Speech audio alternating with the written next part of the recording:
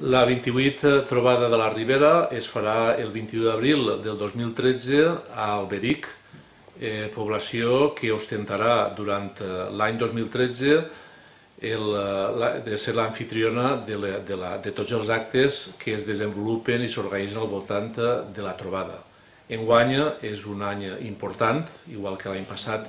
ho era per les retallades, per manifestar el nostre desacord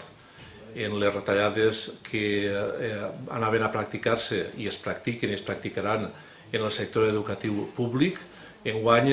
tenim el tema molt important i cal que tots els centres educatius se sumen a aquest esforç de participació a la trobada, que és l'any del decret del plurilingüisme, en el qual comença el cicle dels programes plurilingües en valencià o en castellà. Per tant, demanem a la comarca que hi hagi una altra participació, no només de professorat, sinó també d'associacions de pares i mares, d'alumnes, de les comunitats educatives, que s'ajunten també